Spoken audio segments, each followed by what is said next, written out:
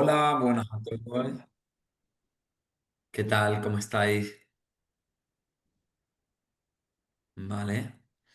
Bueno, vamos a permitir que vayan viniendo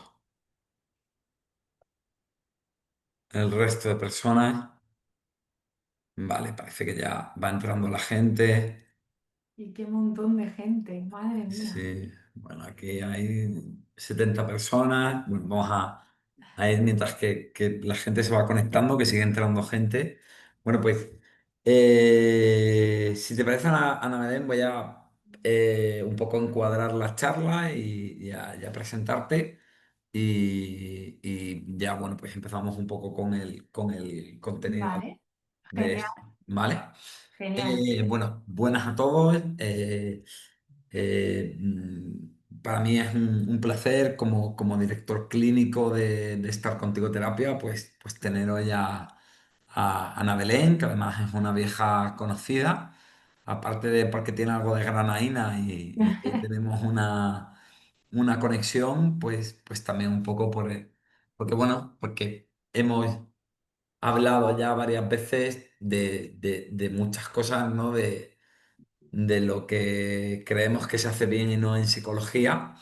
Y, y para mí es un placer tenerla aquí. Ella es especialista en terapia breve estratégica, tiene un centro que yo creo que es de los referentes del modelo en Madrid, ¿no?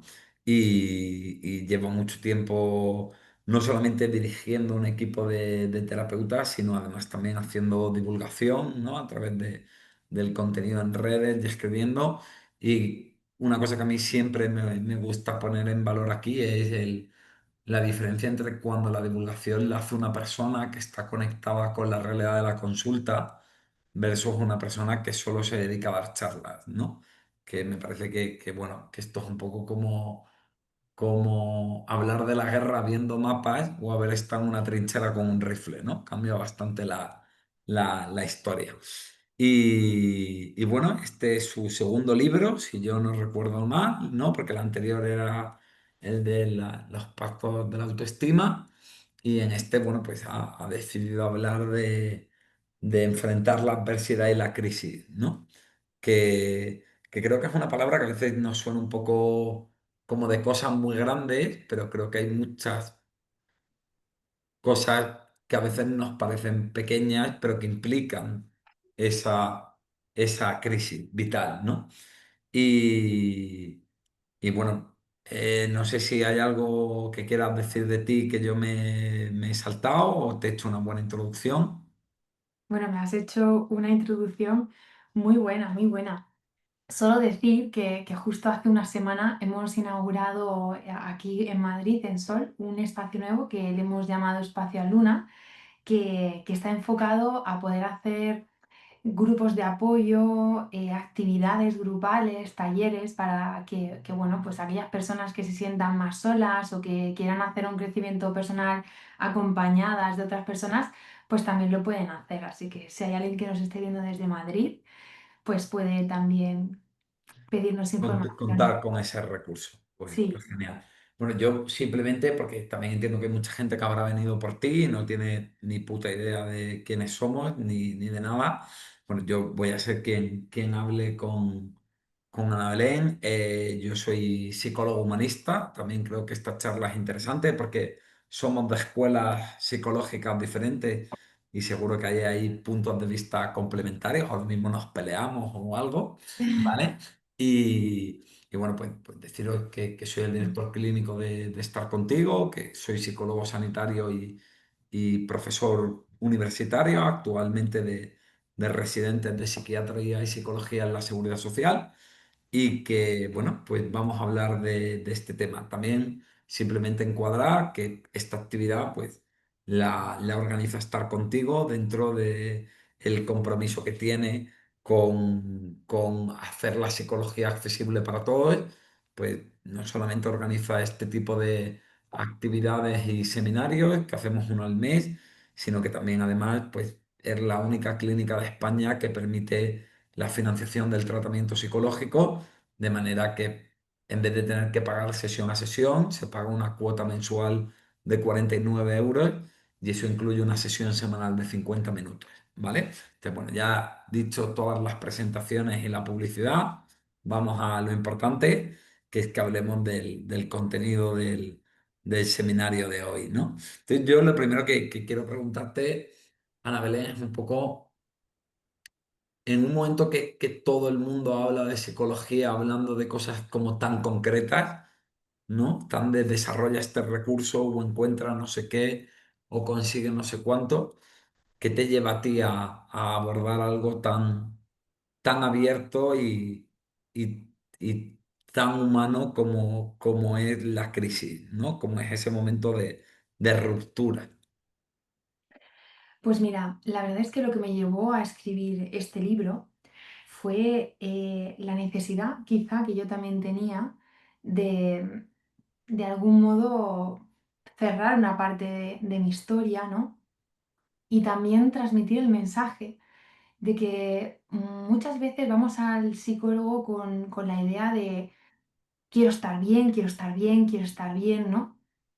Pero creo que también era importante dar el mensaje de que hay veces que vamos al psicólogo a aprender a estar mal, porque lo que nos está pasando forma parte de alguna de las adversidades que nos pone la vida, en las que se sufre mucho, duele mucho, pero lo que más duele es justamente luchar contra ese pensamiento, esa sensación que no queremos sostener porque nos agobia o nos genera cierto malestar, ¿no?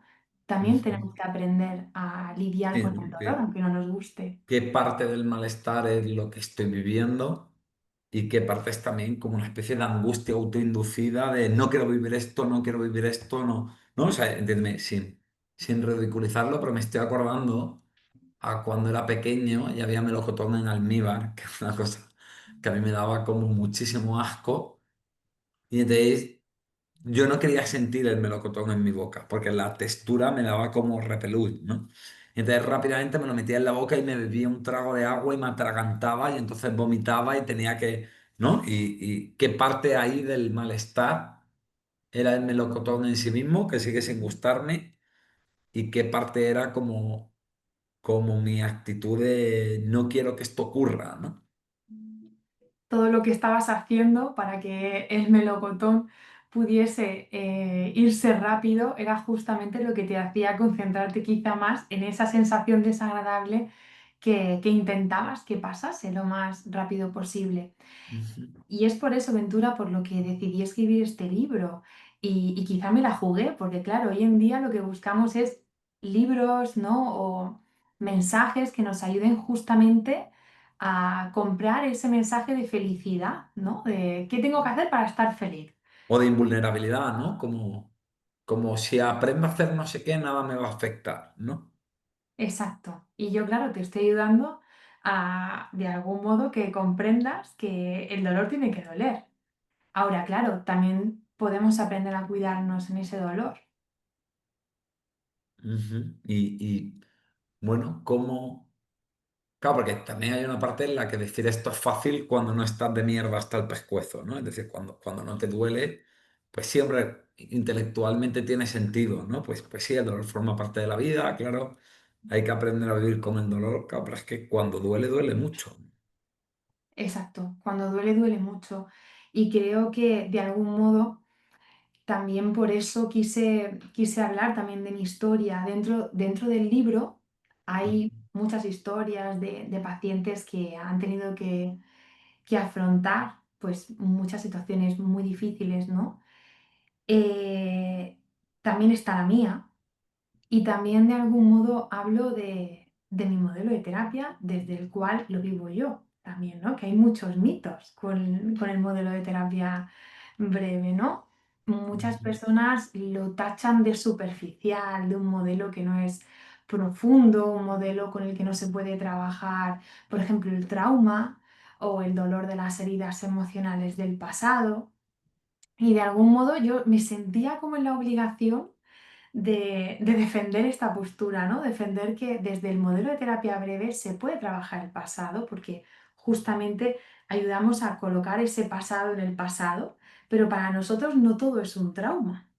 Entonces, creo que también mi teoría, de algún modo, no solamente se defiende por la de casos de los que hablo, sino porque también a mí personalmente, justamente fue este modelo de terapia lo que a mí me ayudó y por eso creo que le tengo tanta pasión a este modelo de terapia, porque a mí me funcionó. Eso no quiere decir que sea el Y que sea único una válido, ¿no? fórmula garantizada, ¿no? Exacto, exacto.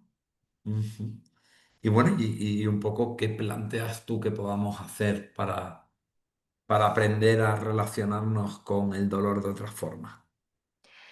Yo dentro del libro he utilizado la metáfora del naufragio emocional, ¿no? Porque me gusta contar, ¿no? Que a veces cuando estamos en mitad de una dificultad, que ya puede ser una pérdida de ilusión, una decepción, un duelo por la muerte de alguien que quieres, ¿no? Un cambio vital. De algún modo somos como náufragos en mitad de un mar, ¿no? Que no sabemos para dónde ir, no vemos la salida, estamos como ahí medio ahogándonos en mitad del mar. Entonces, dentro del libro, como que planteo también un recorrido, ¿no? Al final, lo primero que nos encontramos cuando nos dan una mala noticia o cuando hay algo que no esperamos es también esa fase, ¿no? Que yo la llamo iceberg, que es como cuando te chocas con un iceberg. A veces lo ves de lejos y quieres hacer como que, uy, esto no está, no voy a mirar para allá, ¿no? Ya, esto no va a ocurrir. Esto a mí no me va a pasar, esto, bueno, voy a mirar para otro lado y voy a hacer como que no está pasando. Pero hay otras veces, ¿no? Que te chocas Ujú. directamente con ello y no te lo esperabas. Y tanto en una opción como en la otra, al final es una situación muy dolorosa en la que al final tenemos que hacer un duelo. Y el duelo tiene una serie de etapas, porque hay personas que piensan que un duelo solamente se hace cuando una persona fallece, pero la realidad es que hacemos muchos duelos. Bueno, casi que cualquier experiencia de dolor implica una pérdida, ¿no? O sea, en el sentido de, por ejemplo, el otro día me hablaba una paciente de que ha pillado al marido siendo infiel, ¿no? Y era como, joder, es que no es solo la infidelidad, es que yo creía que mi marido era de una forma que no es, y ahí hay un duelo del marido que ella creía que tenía, ¿no? Esto es muy duro cuando te das cuenta, ¿no? De que la realidad es otra. Esto también pasa mucho, Ventura, no sé si tú estarás de acuerdo conmigo, pero por ejemplo que también dentro del libro hablo, ¿no? Cuando te enfrentas a las miserias familiares, ¿no? Cuando estamos como de algún modo creciendo con una madre o un padre, ¿no? O tenemos a alguien en nuestra familia que de algún modo sentimos que en algún momento va a cambiar y nos va a dar ese algo que tanto necesitamos. También hay un duelo ahí, porque te tienes que enfrentar a lo que tú esperabas que algún día cambiase o a lo que tú siempre anhelaste y a lo que en realidad hay.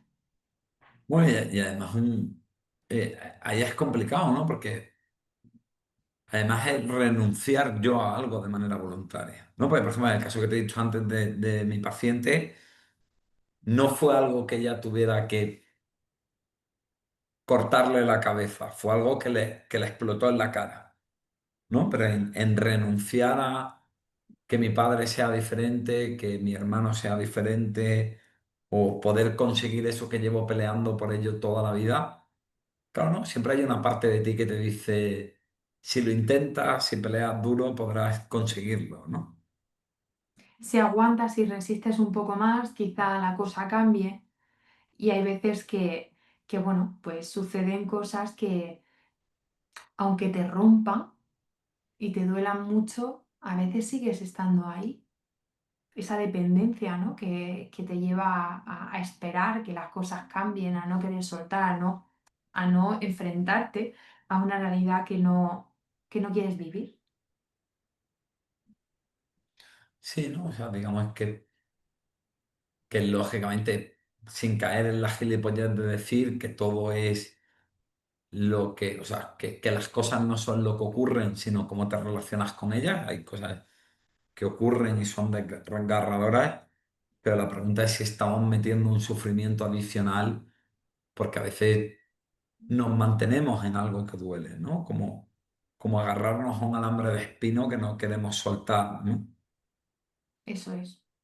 La verdad es que esas situaciones son muy dolorosas. Mientras que estabas hablando, Ventura, me ha venido a la mente, pues justo un caso del que hablo en el libro, no porque bueno, me he saltado tu pregunta, o sea, tú me has preguntado qué podemos hacer para las adversidades, te he empezado a contar un poco cómo lo he organizado, pero claro, me he metido a hablar de las miserias familiares y bueno, te pongo un poco en contexto, ¿no? Después de poner un poco al tanto, ¿no? De esos icebergs que nos podemos topar y el duelo que nos tenemos que enfrentar. Hablo de diferentes fases, ¿no? La fase de la oscuridad, que hablo de los miedos, la fase de la tormenta, donde hablo de la rabia, la fase donde hablo de la tristeza y el dolor, ¿no? Luego está la fase de justamente el soltar el lastre, que es donde hablo de las miserias familiares, de la culpa, de, bueno, esas sensaciones y emociones que de algún modo son desagradables y que nos atan, ¿no? A alguien o a Claro. algo a lo que nos aferramos, hasta la última fase que es como el faro, que es para que de algún modo lo he querido hablar, la construcción del sentido, ¿no? La esperanza. Pero antes de contarte todo esto, mientras que hablabas, me estaba acordando de un caso que tuve, que también lo cuento en el libro, en la parte de soltar el lastre, que era una chica que llega a consulta porque llevaba unas semanas con mucha ansiedad, porque bueno, ella, su madre, cuando ella era pequeña, se echó un novio. Y ella vivió desde los 10 años hasta los 19 o así con su madre y la pareja de su madre, ¿no? Su padre había fallecido cuando ella era pequeña y el novio de su madre, pues era un hombre que la trataba muy mal. O sea, la desprestigiaba, o sea, se metía con ella, o sea, a veces, bueno, era un Sí, violento, ¿no? mucha invalidación, ¿no? Entonces ella pues me cuenta que pues conoció a su pareja, eso le permitió poder irse de la casa cuando ya cumplió la mayoría de edad y desde entonces pues no había hablado con su madre. Ella se casa con este hombre, pues tiene una hija Sí, con él huye, por decirlo de y alguna huye manera. de algún modo siempre con la esperanza de, jo, pues algún día quizá mi madre vuelva, ¿no? Y actúe quizá como esa madre que siempre necesite. Esto sobre todo se hizo como más fuerte en el momento en el que tuvo a su hija, porque claro, ella cuando tuvo a su hija no podía comprender cómo su madre no la hablaba, no quería estar con ella, ¿no? Sí, ¿no? Entonces, Como en lo esa que... constatación de con lo que se queda una niña, es aún Exacto, más doloroso asumir que mi madre no, no, no me no, quiera. no, no me da esto, ¿no? No me quiera. Claro, entonces cuando yo le pregunto bueno, qué es lo que ha pasado para que venga justo ahora en este momento, ¿no? Y no antes o después, ella me dice que justo hace una semana había hablado con su madre después de un montón de tiempo. Y era porque se había enterado que la pareja de su madre había fallecido. Y ella, de repente, cuando se enteró de esta noticia, de algún modo sintió pena por su madre, pero por otro lado, dijo, ostras, quizá Ahora sí, ¿no? Ahora ahora, se crea la ya, ventana de oportunidad, ¿no? exacto, se crea la ventana de oportunidad porque ya este hombre, que es el que me separó de ella, ya no está. Total, que la llama, la madre le coge el teléfono, pues le cuenta que tiene una hija, la madre ya lo sabía. Y entonces la madre le dice que se lo tiene que pensar si volver a estar de algún modo unidas, porque, claro, ella se había ido de casa, le había hecho mucho daño. Su madre, desde su forma de percibir la realidad, estaba dolida porque su hija la había abandonado, ¿no? Que le dejara unos días que luego ya pues vería. Bueno, pues justo unos días antes de venir a la consulta, su madre la llamó y le dijo que estaba de acuerdo con darle esa oportunidad y conocer a su hija con una condición. Y la condición era que como ella había perdido al amor de su vida, a lo más importante que le había pasado en la vida y que se negaba de algún modo a perderle, la condición para volver a tenerla en su vida era que a su hija le dijera que su pareja recientemente fallecida era realmente su abuelo. Y que cada vez que se viera, el encuentro tenía que empezar diciendo alguna anécdota o algo bonito, Como recordando a esa figura, ¿no? exacto, para que esa niña creciera de algún modo con, bueno, con un buen recuerdo, ¿no? De esta persona que tanto daño la hizo a ella, ¿no? Entonces, te cuento esto, ¿no? Porque de algún modo me estaba recordando lo que tú estabas diciendo, de cómo a veces nos cuesta soltar justamente esa esperanza. Ella venía rota y lo que le había hecho romperse era darse cuenta de que una vez más su madre estaba mucho más en ella, en sí misma, que en su propia hija, hasta el punto de pedirle algo que para ella era traicionar la memoria de su padre, ¿no? Claro. Qué duro, pero no sé si también qué liberador, ¿no? Porque estoy pensando a veces en pacientes que... No, claro, porque todo esto de, bueno, soltar el alambre de espino suena como fácil, ¿no? Pero creo que hay veces que necesitamos ver algo de manera muy explícita para darnos permiso para soltarlo, ¿no? Y hay veces que este tipo de situaciones son las que de verdad me permiten poder hacer esto, ¿no? O sea, es decir, hay veces que muchas veces hay pacientes que me dicen algo así como, bueno, ¿para qué voy a pedir esto que quiero? ¿O para qué voy a tal si sé que no me lo van a dar, ¿no? Y es verdad, evidentemente el padre que tal no va a hacer ahora esto y no va a cambiar, pero hay veces que el hacerlo explícito es lo que me ayuda de alguna manera a, ¿vale? Ya, no, me refiero, es como, ¿sabes? Si tú me gustas, yo te puedo decir, oye, Ana, Belén, vamos al cine, me han dicho que hay una película buenísima, ¿te apetece ir este viernes? Y claro, si tú me dices que no, yo digo, bueno, quizá le venía mal, o quizá no le gusta la peli, y de alguna manera sé que me está rechazando, pero como lo deseo, hay algo en mí que se sigue enganchando, ¿no? Pero si te digo algo mucho más directo, como, oye, me gustas, quiero tener una cita contigo, y tú me mandas a tomar por culo, pues bueno, tú eres mucho más educada y empática que eso, pero bueno, si me dices que no, pues claro, me va a doler mucho más, pero también ese dolor ya me permite soltar, ¿no? Ya no puedo sostener el deseo, ya no puedo vivir en esa negación de lo que me gustaría que sea versus lo que es, ¿no? Y quizá eso me da algún tipo de libertad. Y es verdad que a veces pasa eso, Ventura, pero hay otras veces que la persona tiene que verse muy machacada para poder soltar, porque hay veces que aunque te estén diciendo no quiero nada contigo, es que no quiero nada contigo, todavía seguimos ahí, ¿no? Y no nos vamos. Ahí hemos generado una dependencia que al final nos alimentamos de la ilusión de lo que a mí me gustaría que pasara. Pero mientras que estoy en esa ilusión, ¿qué hay de mí? ¿Me estoy cuidando o me estoy abandonando? ¿Qué parte de mí realmente estoy alimentando?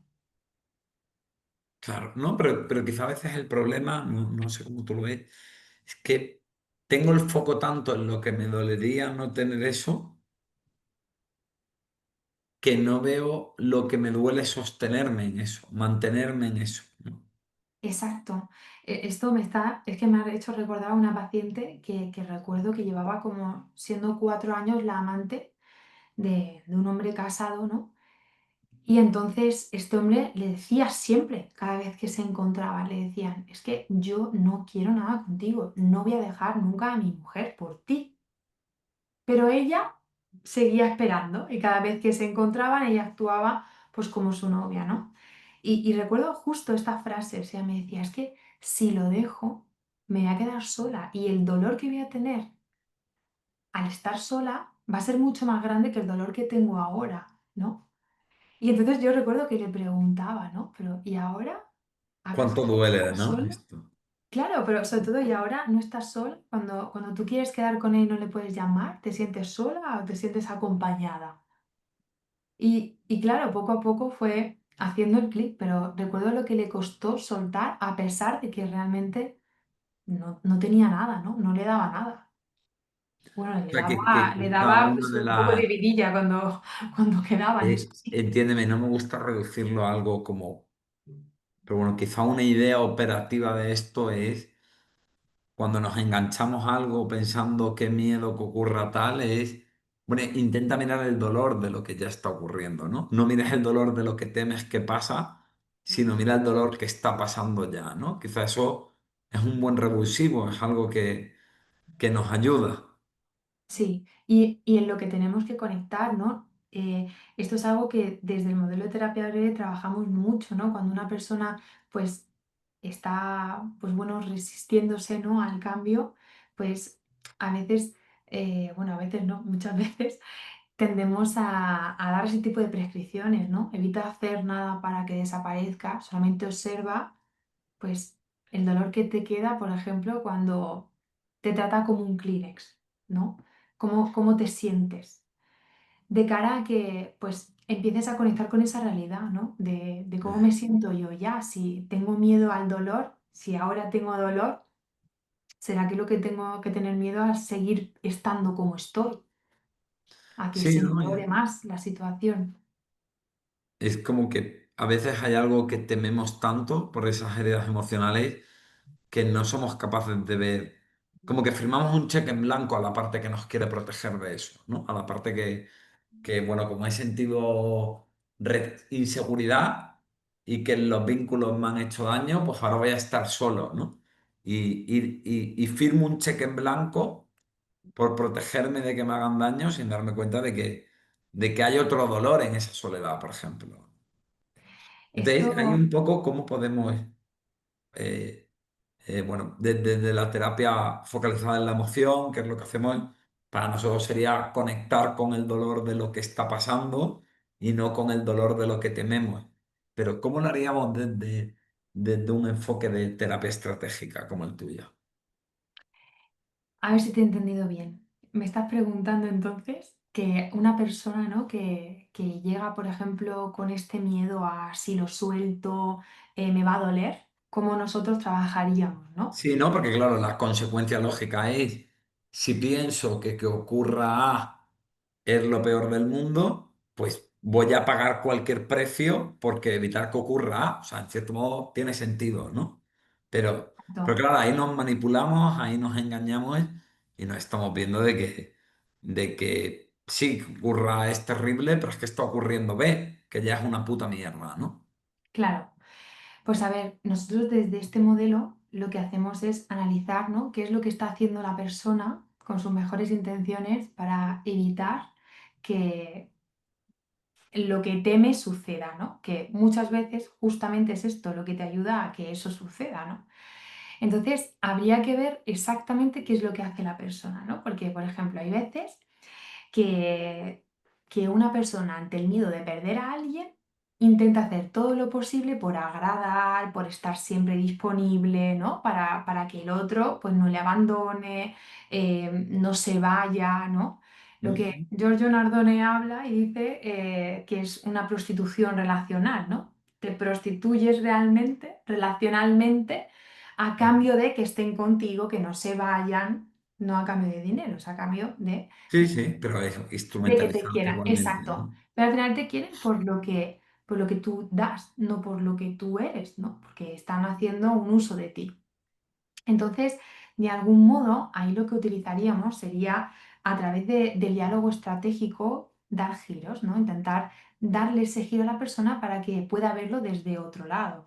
Para eso utilizamos, pues, por ejemplo, reestructuraciones que se basan en un miedo mayor. También podemos utilizar prescripciones que se basen en la paradoja, donde de algún modo inducimos a que la persona deje de hacer algo incitándola a que lo haga, Vale. teniendo en Podrías cuenta de poner que si no es como, ¿sabes? Como aterrizarlo un poco, porque no sé si suena un poco. O sea, yo supongo que como se vale, estamos todo el puto día con esto, poco ¿sabes lo que quiero técnico. decir? Vale, vale, pues a ver, por ejemplo, cuando una persona, ¿no? Imagínate, tiene miedo, pues por ejemplo, voy a poner el ejemplo de un paciente que tuve justo ayer. Vale. Tiene una amiga que le ha pedido dinero. Él tiene mucho dinero, entonces él tiende siempre a dar dinero, a dar todo lo que tiene para que la gente esté con él. De algún modo, a cambio de su dinero, él también se asegura que la gente siempre le va a necesitar. Pero claro, ahora ha llegado un punto en el que ya no quiere ser esa persona que siempre da todo a los demás porque se está sintiendo muy solo. Entonces, a través del diálogo, ¿no? con él, hice un giro, ¿no? Es como, tú tienes miedo a quedarte solo, a que nadie te quiera, a que nadie te tenga en cuenta, a que nadie te valora, a que te valore, ¿no? Pero ahora, cuando tú le das ese dinero a tu amiga y tu amiga desaparece durante toda la semana y no te pregunta si quieres hacer algo juntos, si Sí, no, no hay más bien, ¿no? interés, ¿no? Claro, ¿cómo te sientes? ¿Te sientes solo? ¿Te sientes acompañado? ¿Te sientes querido? ¿Te sientes abandonado? Ujú. De algún modo se le lleva a la persona con ese tipo de preguntas a que se vaya respondiendo. Al final, mientras que tú te vas respondiendo con tus propios argumentos, también te vas convenciendo, ¿no? Te vas dando cuenta de que eso que tú pensabas que era algo bueno es Sí, o que te justamente, protegía. exacto, es justamente lo que te está aislando, lo que te está haciendo que no te quieran. Bueno, que te quieran realmente por lo que tú das y no por lo que tú eres. Entonces, un miedo mayor, por ejemplo, sería utilizar justo una reestructuración donde le cuento, ¿no? lo de la prostitución relacional, donde se le explica a la persona, ¿no? Pues que es un prostituto, Sí, una prostituta estás relacional, comprando el ¿no? cariño, ¿no? Exacto. Realmente un amor que compras es el tipo de amor que tú quieres en tu vida, ¿no? Exacto, exacto. Entonces, pues por ejemplo, un ejemplo de prescripción, cuando ya has dado ese giro para hacerle ver a esa persona que la solución que está poniendo en marcha, que es la de te doy, te doy, te doy, te complazco para que no te vayas, es lo que le está haciendo realmente mantenerse en ese círculo vicioso del que no puede salir y en el que cada vez se siente más solo, ¿no? Entonces, pues por ejemplo, se me ocurre que una de las prescripciones, ¿no? que se le podría dar cuando quizá todavía no está preparado o preparada para decir un no, es decir, bueno, todavía no estás preparada, preparado para decirle a esta persona que no le vas a dar eso. Pero solamente quiero que pienses que cada vez que le das esta ayuda a esta persona y te comportas, ¿no? como un prostituto o una prostituta relacional, esa parte de ti crece. Y esa parte de ti libre, que quiere que le quieren por como es, se hace cada vez más pequeña y significante. Pero ahora mismo quizá todavía no estás preparada para poder decirle que no, así que continúa haciendo lo mismo. Pero solamente quiero que pienses que cada vez que haces esto Sí, puede y pasar. ese pensamiento crea una incomodidad que de alguna manera mueva el cambio, ¿no? Yo creo que esto es Exacto, interesante porque creo que, claro, ¿no? La cuestión es que a veces la gente se cree que es cuestión de pautas, vengan, pon límites, ¿no? El famoso pon límites.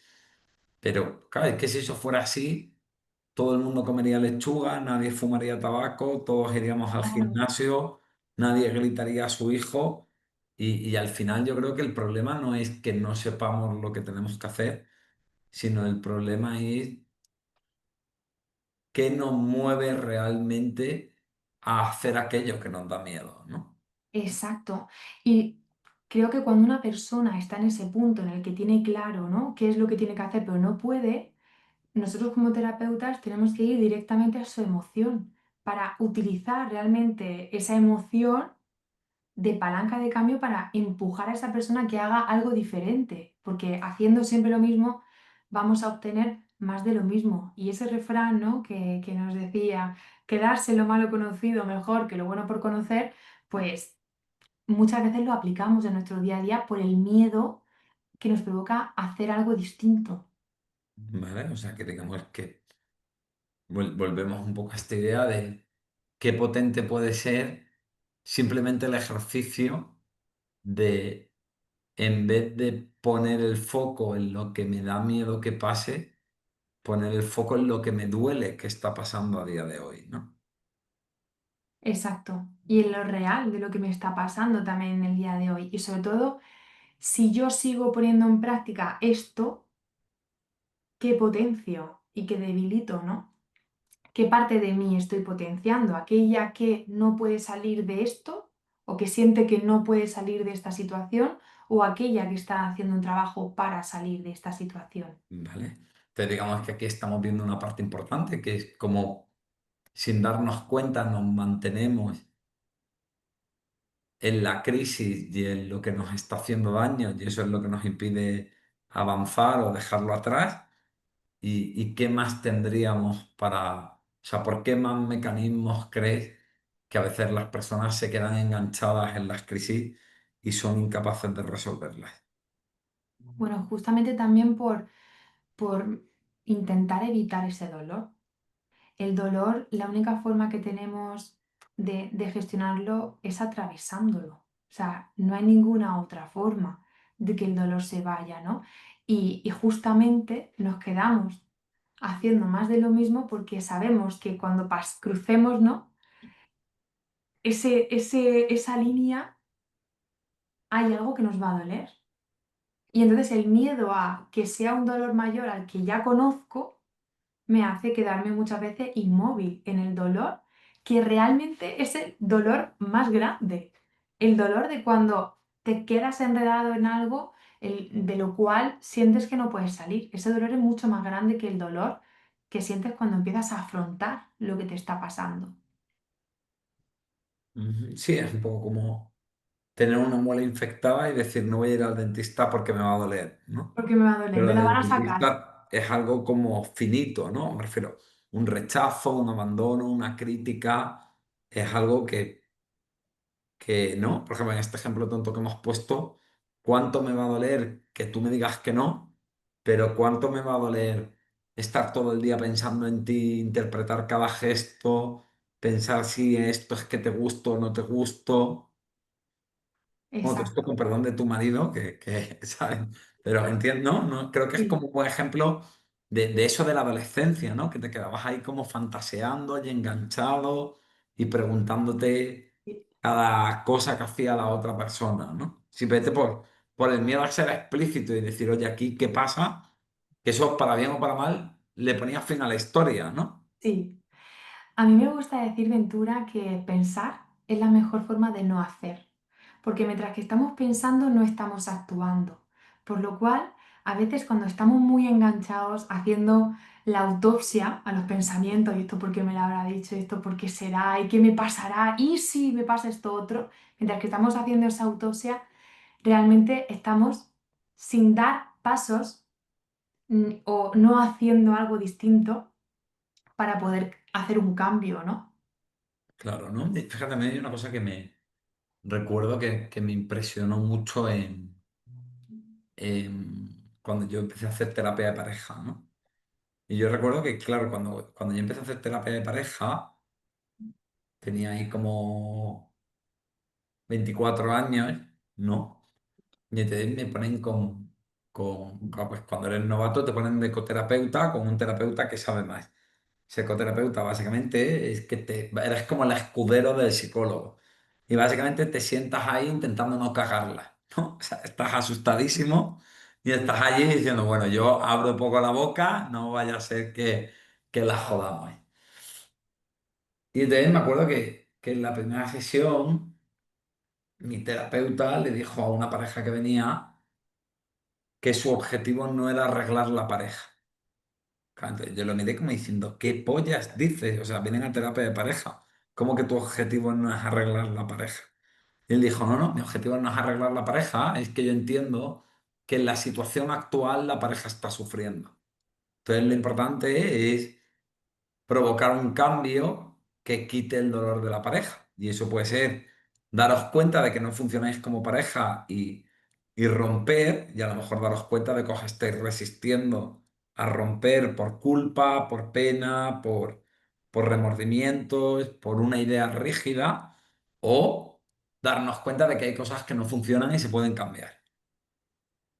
¿No? Y creo que es un buen ejemplo de que muchas veces puede que lo que intente no funcione, pero lo que no tiene sentido es quedarme en lo que no está funcionando. Con lo cual, cualquier cambio siempre va a tener sentido, incluso aunque sea una cagada, ¿no? O sea, la cagada es no intentar cambiarlo. La cagada es mantenerme en eso que duele, ¿no? Exacto, eso es lo que nos debería de dar miedo ¿No? Como que realmente. esa reformulación, claro, porque el otro es como, hostia, es que si hago otra cosa la cago. Y más bien el planteamiento sería, es que cagarla es no hacer otra cosa, ¿no?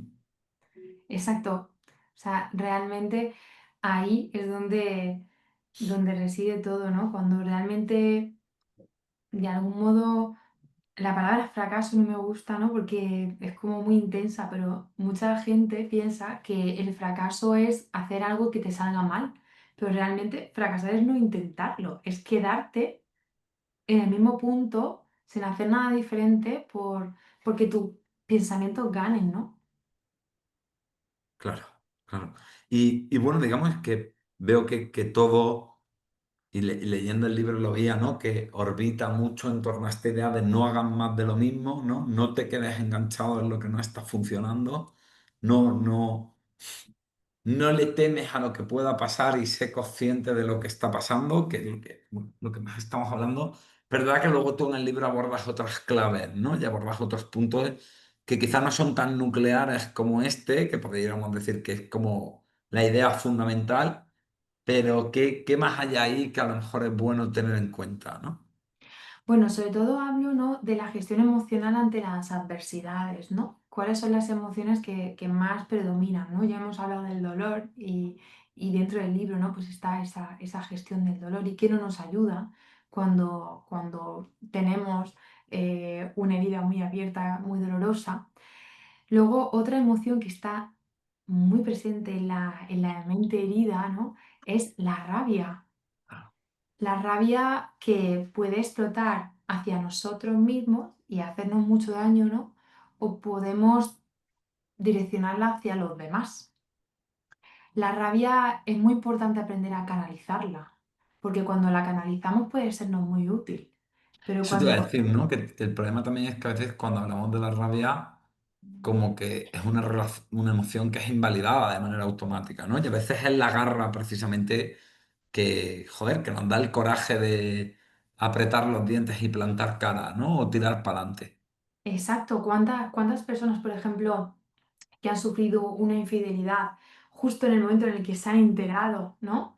De que, ostras, tu pareja te ha sido infiel, te has ido con otra o con otro, eso te ha dado una fuerza para decir, paso página, paso de ti y me enfoco en otra cosa. O sea, la rabia tiene muy mala fama, pero es muy importante. Nos ayuda a defendernos de las injusticias y nos da ese impulso cuando la canalizamos, nos puede dar ese empujón que necesitamos para salir de la zona en la que tenemos que salir. Bueno, y a veces cagarte en la puta madre de alguien mejor que un ansiolítico, ¿no? Te quedas ahí como más suave que un guante.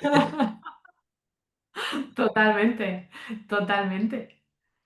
Claro, ¿no? Pues O sea, yo creo que el problema es un poco ese, ¿no? Que quizás seguimos hablando de emociones buenas y malas en vez de mirar si son útiles o no, ¿no? Si son adaptativas o no a eso que estamos viviendo en ese momento, ¿no?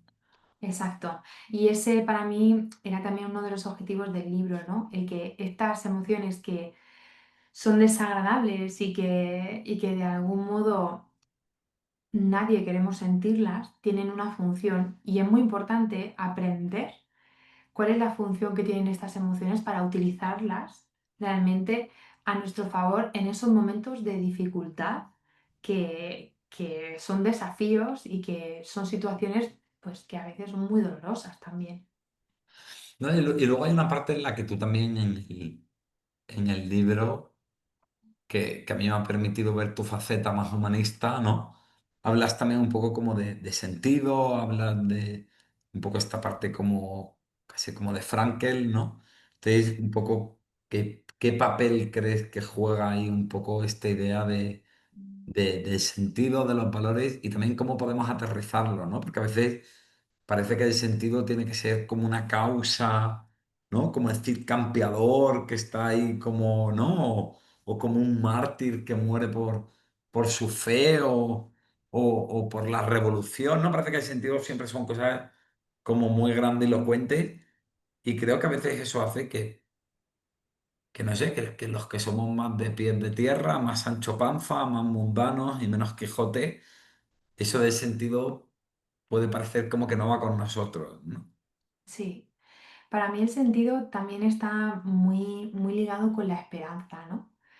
Y, y como terapeuta, tú has dicho antes, ¿no? Que, bueno, pues que no es lo mismo cuando te centras solo en divulgar o cuando estás ahí en la batalla. Yo lo cuento en el libro. Me gusta mucho escribir, me sirve también a mí para desahogarme. Creo que también es uno de mis propósitos y un sentido de mi vida. O sea, que ha Eh, sido un libro de autoayuda real de que te ayuda a ti, ¿no? a O mí sea, sí, a aparte de mí me lo ha que ayudado un ayuda a otros. montón. Yo, vamos, yo es verdad que el día que lo tuve en mis manos dije, pero tú estás segura de lo que has hecho, ahora ya no puedo volver atrás. Ya. Ahora creo No, que no sé si esto va a ser de tero ayuda, pero de autoayuda seguro, para mí me ¿no? ha servido, o sea, para mí me ha servido para cerrar como una etapa de mi vida. No sé si algún día me arrepentiré, ya te digo, pero de momento espero que pueda ayudar a la gente. Pero para mí el sentido de mi vida es la clínica. O sea, no concibo mi vida sin ver pacientes. Y hay en redes ahora un montón de gente que habla de cuántos pacientes podríamos ver al día y qué es bueno y qué no. Pues yo creo que depende, ¿no? Porque a lo mejor hay un psicólogo que con 2 pacientes acaba muerto, otro con 8 puede tirar como si no hubiese trabajado. Y la verdad es que yo creo que también es muy importante escucharnos y ver también en el momento vital en el que estamos que realmente podemos afrontar. Pero te decía esto porque para mí es muy bonito pensar, no como decía Erickson, que para mí, pues soy súper fan de él. Él, una de las cosas que siempre decía, ¿no? Es que dentro de cada paciente estaba su solución. Entonces, para mí es muy bonito ver a un paciente cuando llega esos primeros días que le ves Y apagado, en perdido, medio de asustado, asustado, en medio de enfadado. la dificultad, ¿no? Muchas veces te cuentan cosas muy, muy difíciles, muy, muy duras. Pero mira, yo soy una persona muy, muy sensible y lloro cada 2 por 3. Mis pacientes lo saben. Yo creo que si mis profesores, aquellos que me decían, ¡ay, estos psicólogos que se emocionan en las consultas! Pues a lo mejor me hubieran suspendido. Pero yo no me emociono cuando me cuentan las durezas de la vida, sino me emociono cuando veo a un paciente, de verdad que ha encontrado como ese sentido, ¿no? Cuando de repente vuelve a conectar con la esperanza. Ahí me emociono mucho, ¿no? Porque es donde veo que esa persona está encontrando realmente esa llave de la solución de su problema y que está empezando a coger las riendas de su vida. Y para mí es una sensación tan bonita que no la puedo describir porque solamente se puede vivir, ¿no? Cuando estás en ese momento. Y cuando hablo de esa esperanza y de ese sentido, es que creo que como personas, todas las personas, necesitamos realmente hacer algo que tenga sentido para nosotros. Y como tú dices, no tienen que ser cosas grandes. A veces son cosas cotidianas del día a día que cuando estamos en un momento de adversidad y nos dejamos arrastrar por la tristeza, pierden el sentido el hacerlas.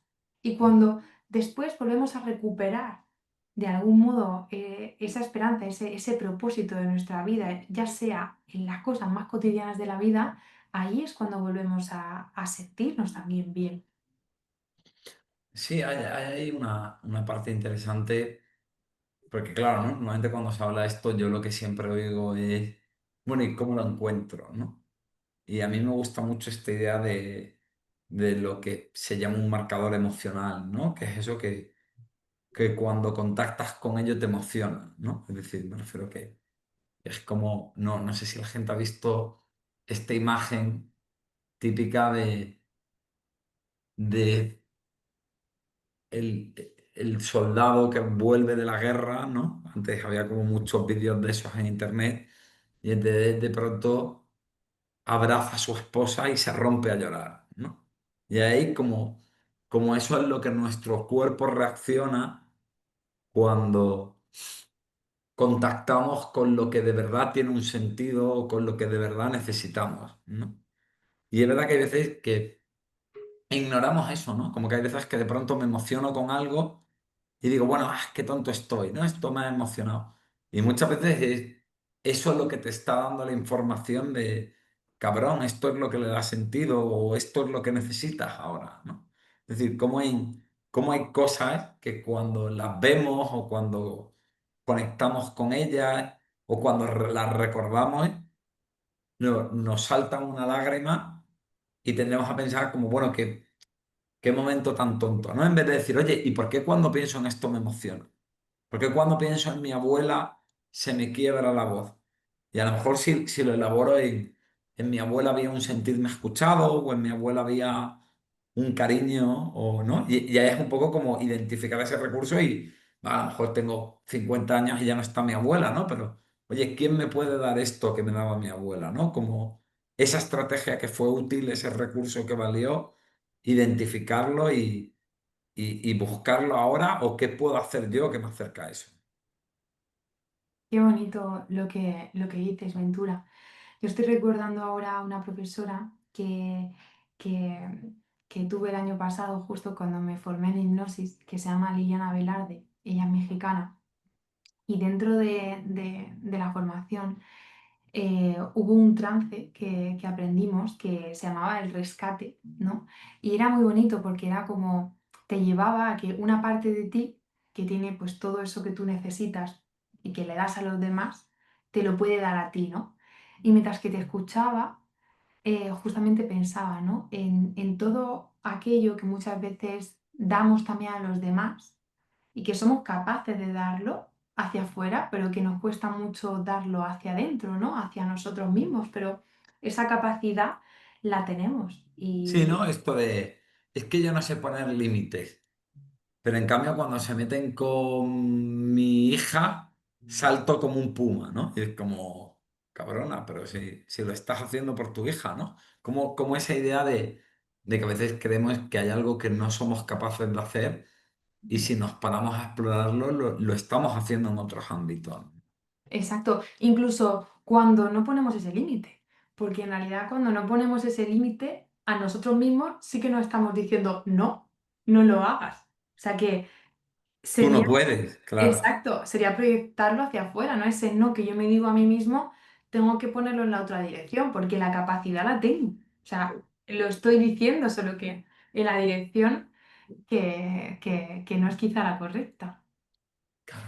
Mira, y bueno, yo creo que hemos más o menos explorado y visto lo más trascendente que abordas en el libro, pero antes de que pasemos a aclarar las preguntas que tenga la gente, que tampoco sé si serán muchas o pocas, ¿hay algo que yo me haya dejado en el tintero? ¿Hay algo que tú quieras un poco reseñar en ese sentido?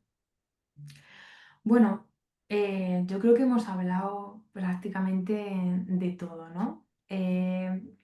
Creo que este libro es un libro que hay que leerlo tranquilamente, en un momento en el que además tengas tiempo y que tenemos que estar preparados, ¿no? Pues para atravesar justamente todos esos estados emocionales, porque creo que es un libro muy emotivo. Yo la verdad es que he llorado mucho escribiendo este libro, la realidad.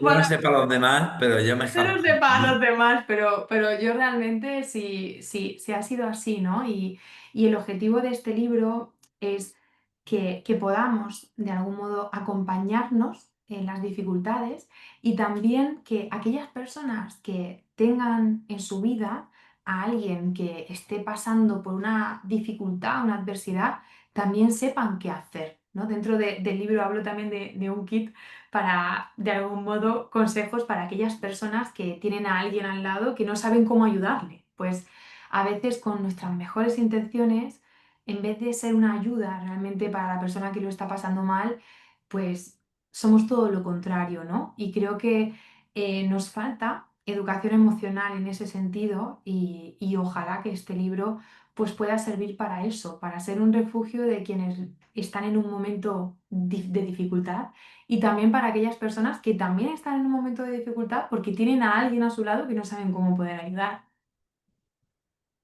Sí, bueno, que la verdad que incluso además, ¿no? En esta época tan individualista a veces, que bueno volver a hablar del vínculo, del cuidado, ¿no? De ir más allá de cómo consigo mi propósito de año nuevo de perder 2 kilos, ¿no?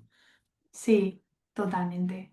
Y bueno, y ya también por último, este libro que egoístamente escrito también por mí, para mí en ese sentido, también es de algún modo, eh, no es un grito, no quiero decir que sea un grito, pero sí, de algún modo quiero transmitir el mensaje, ¿no?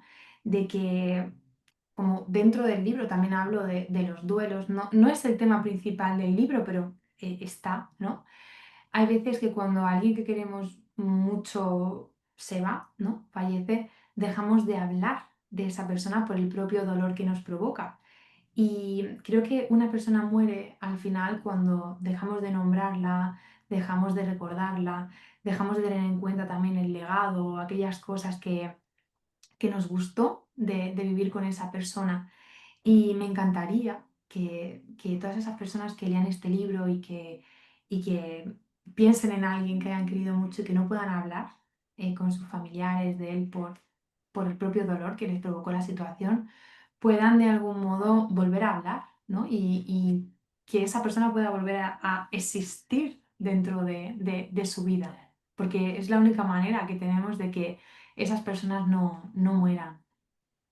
Queda esa representación interna, ¿no? Del otro. Exacto. Vale, bueno, pues, joder, la verdad que creo que hemos hecho una ruta bastante completa, ¿no?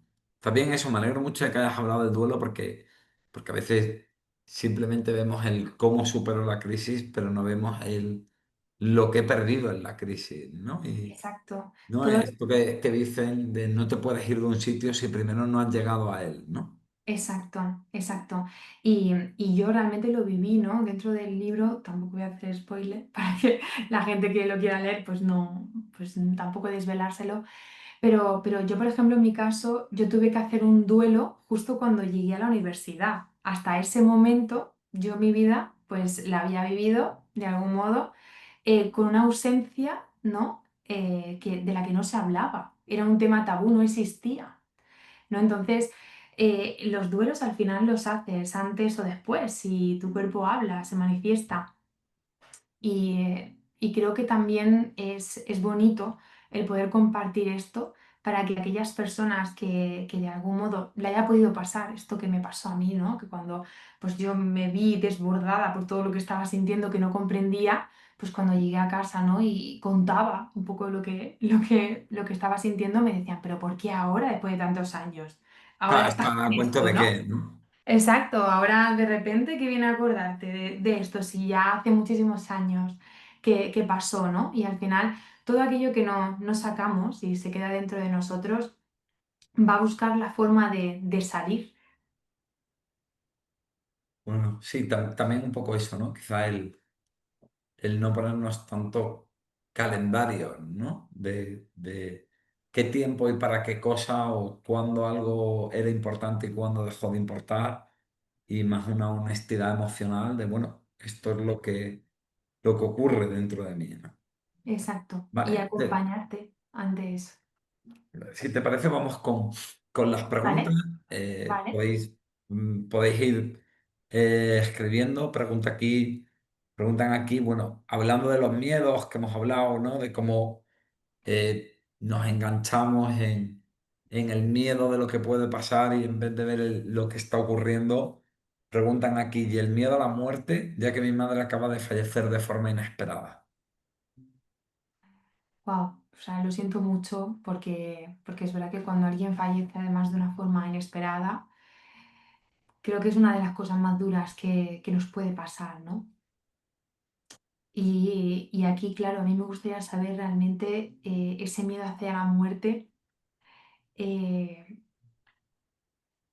¿De qué es? Si es que tiene miedo ella, ¿no? De morirse o es que, bueno, su madre acaba de fallecer, entonces también es normal, ¿no? Que de algún modo eh, tu mundo, que era seguro en ese momento, con esto que acaba de pasar, se ha puesto patas arriba, ¿no? O sea, lo normal es tener miedo a que todo lo seguro que tenía se esfume. Ahí también es verdad que hay algo, ¿no? Es decir, yo creo que también el problema aquí es entender que una misma situación puede tener distintas respuestas, ¿no? Exacto. Y creo que está la que dices, que es la evidente, pero luego también hay todo este tema que plantea Yalom en la psicoterapia existencial. Yalom es el catedrático de psiquiatría de la Universidad de Stanford, que él habla mucho de que muchas veces cuando tenemos un miedo a morir, en el fondo es la evidencia de que no estamos viviendo la vida, ¿no? Es decir, cuando yo llevo por decirlo de una manera simple, cuando yo llevo la vida que quiero vivir, pues si me muero es una putada, pero bueno, yo he hecho lo que quería hacer, ¿no? Pero muchas veces estamos llevando la vida, pues no sé, que no nos atrevemos a elegir de verdad, hacemos lo que se espera de nosotros, hacemos lo que sea por miedo. Y hay esa especie de idea de, bueno, ya lo haré, ¿no? Ya me pondré, ya lo solucionaré algún día. Esto que hemos hablado también de lo que esperamos de los demás. Y claro, el miedo a la muerte en el fondo no es tanto a morirme, es que como me muera, eso que quería hacer nunca voy a ponerme a ello, ¿no? Entonces, es verdad que con una madre que acaba de morir puede que haya algo simplemente oye, joder, la gente de pronto se muere y se va y me podría pasar a mí, pero también puede haber algo de hostia, ¿y si yo también me voy de golpe y no he llevado la vida que quería llevar? Entonces, bueno, entendiendo que puede ser lo que decimos o ninguna de las dos, yo os digo, creo que es importante entender siempre que hay que ver bien cada caso porque el miedo a la muerte ocurre, es un árbol dentro de un bosque, ¿no? Y bueno, lo digo porque creo que a veces se dan como fórmulas muy sencillas y hay veces que hay que entender toda la información, pero bueno, quizás estas dos respuestas ayudan a encontrar un poco de, bueno, por lo menos plantearnos cosas. Vale, preguntan ahora aquí, gracias por todo esto, es muy necesario. ¿Cómo puedo adquirir el libro? Bueno, yo creo que está en Amazon, en Casa del Libro, además es de Zenith, ¿no? Que es de Sí, Planeta, que es una editorial o la más importante de España. O sea supongo que lo más fácil es Amazon o la librería de tu sí. barrio, ¿no? Sí, yo creo que, bueno, en Amazon lo pides y lo puedes tener al día siguiente. Y si no, también en las librerías pequeñas, aunque no lo tengan físicamente, lo pueden pedir y te lo pueden traer. Vale, y luego también pregunta aquí, ¿y apuntarme a la terapia? Bueno, pues no sé si te refieres a la del centro de Ana Belén o a la de estar contigo. Si queréis probar el enfoque de terapia breve que plantea Ana Belén, podéis hacerlo en su web, que tu web era Ana Belén. Es www.anapsicologamadrid.com. Bueno, pues además ya queda bastante claro dónde está, aunque también Qué hace mal. terapia online. Y bueno, y si os referís al tema de la terapia financiada, de pagarla en cuotas de 49 euros al mes, es en www.estarcontigoterapia.es, ¿vale? Vale, preguntan aquí, ¿cómo llevar la incertidumbre de una enfermedad cuando no sabes cómo va a ir? Esto es muy difícil, ¿no? Cuando has tenido además a alguien que ha sufrido una enfermedad, sabes realmente lo difícil que es gestionar esa incertidumbre.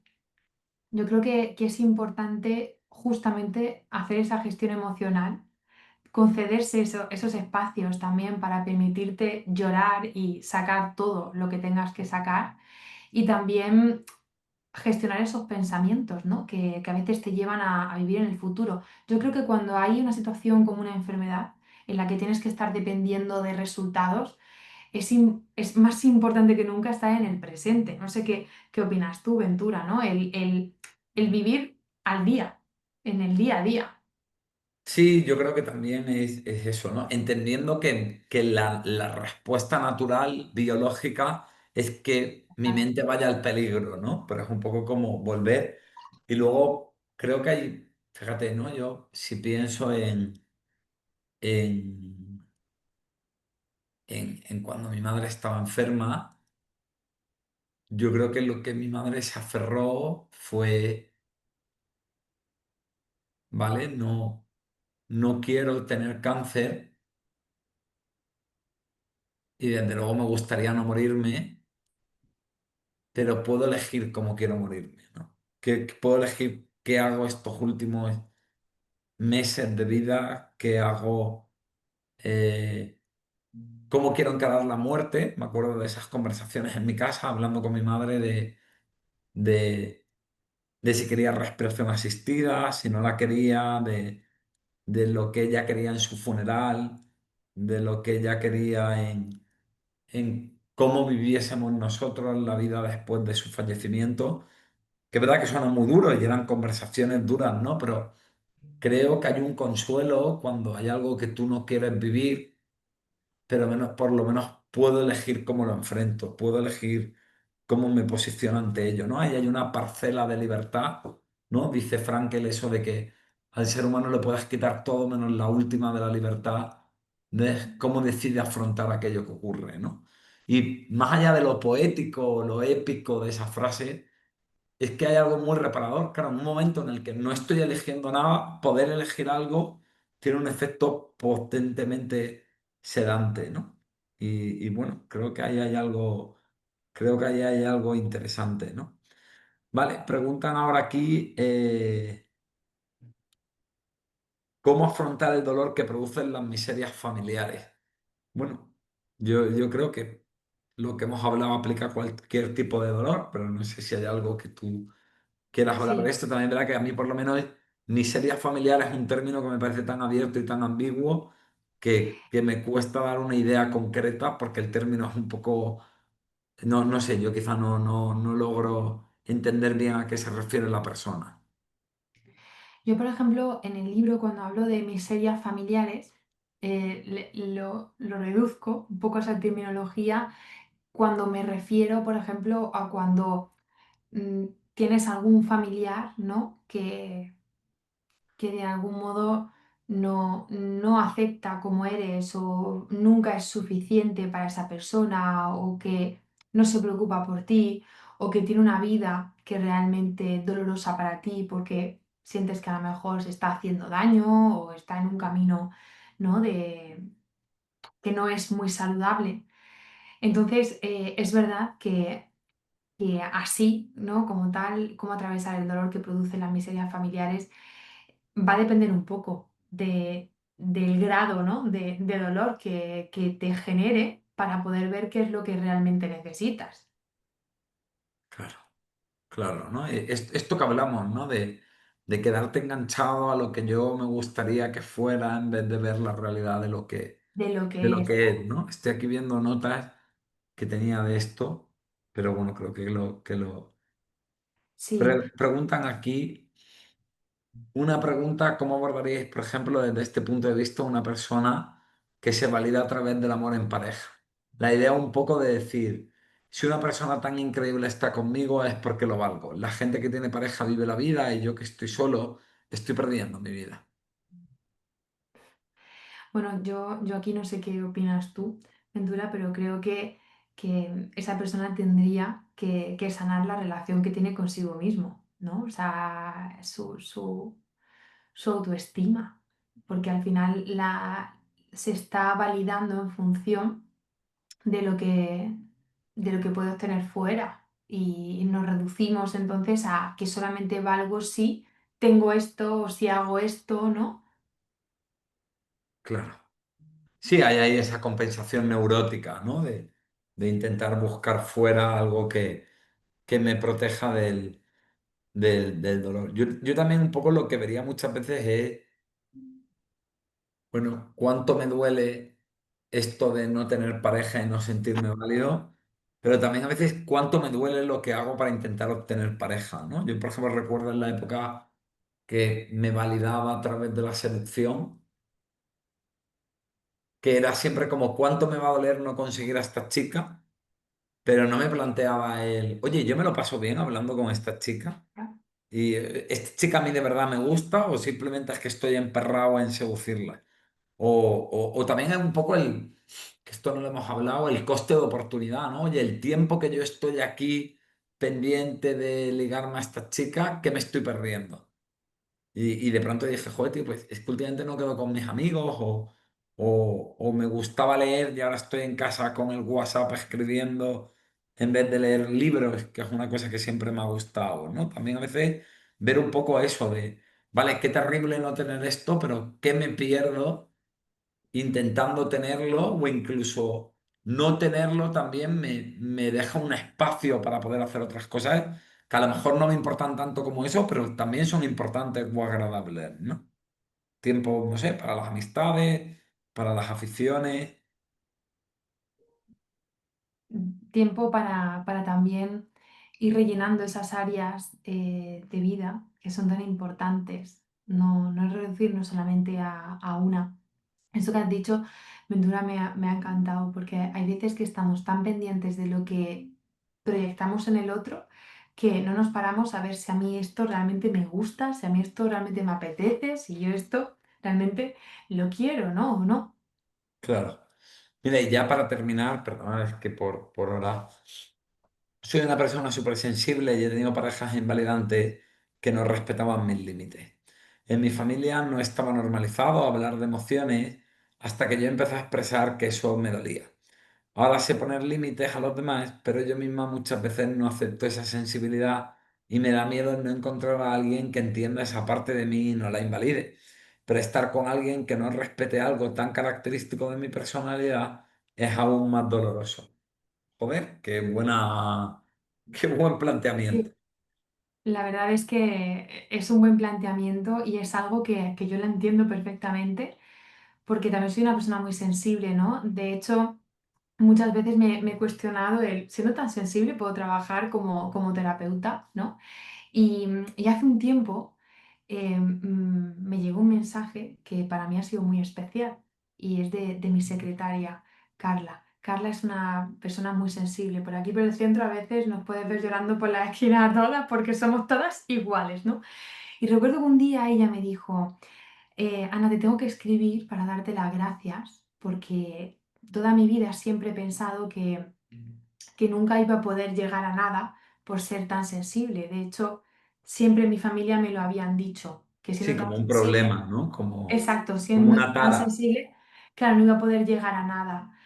Y entonces la vida me ha permitido conocerte a ti, que eres muy sensible, muy llorona también.